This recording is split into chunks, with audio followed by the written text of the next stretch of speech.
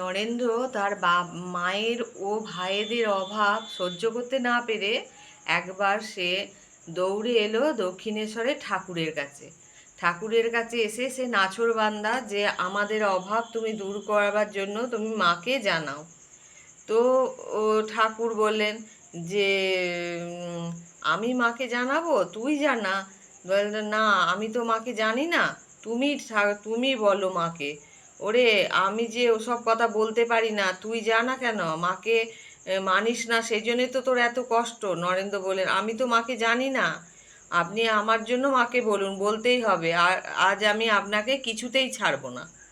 তখন ঠাকুর সস্নেহে বললে, ওরে আমি যে কতবার বলেছি মা নরেন্দ্র দুঃখ কষ্ট দূর করো, তুই মাকে মানিস না, সেজন্যই তো মা শোনেন না। আচ্ছা আজ মঙ্গলবার, আমি বলছি আজ রাতে কালী ঘরে গিয়ে তুই মাকে প্রণাম করে যা চাইবি তাই পাবি।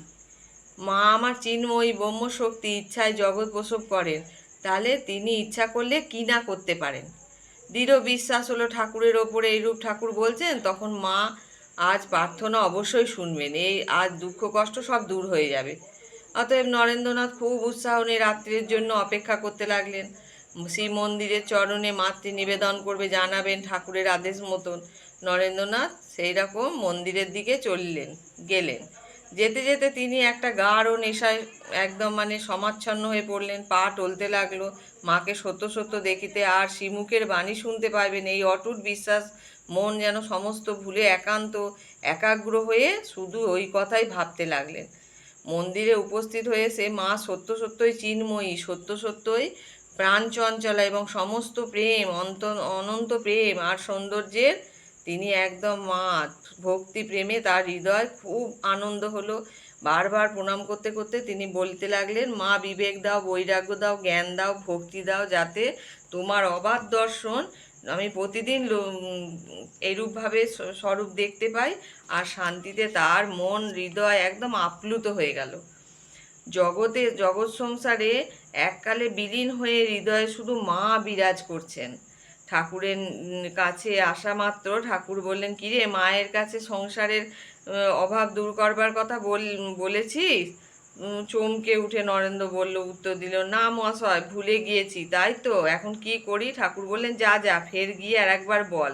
নরেন্দ্র আবার মন্দিরের দিকে গেলেন। আবার মায়ের কাছে গিয়ে সে সংসারের সব কথা ভুলে গিয়ে আবার প্রণাম করে মায়ের কাছে উপস্থিত হয়ে সেই বললেন যে আমাকে জ্ঞান দাও, বুদ্ধি দাও। ঠাকুর হাসতে হাসতে বললেন, কিরে এবার বলেছিস তো? আবার চমকে উঠে নরেন্দ্র বলল, না মহাশয়, মাকে দেখেলে আমার দৈব শক্তির প্রভাবে সব ভুলে যায়, জ্ঞান ভক্তি লাভের কথাই বলেছি, কি হবে? ঠাকুর বললেন, আর একবার যা, গিয়ে বল। তো মন্দিরে প্রবেশ করা মাত্র লজ্জায় সে আপ্লুত হয়ে গিয়ে কি করলো, এ কি তুচ্ছ কথা মাকে বলবো? ঠাকুর যে বলেন রাজার প্রসন্নতা লাভ করে মায়ের কাছে লাউ কুমড়ো ভিক্ষে করা, এ যে সেই নির্বুদ্ধিতা। এমন হীন বুদ্ধি নরেন্দ্র হইবে?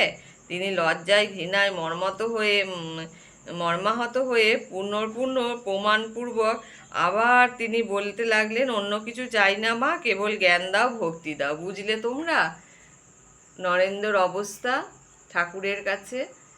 যদি তোমাদের এটা ভালো লাগে অবশ্যই একটা লাইক দিও, সাবস্ক্রাইব করো চ্যানেলটা। জয় ঠাকুর।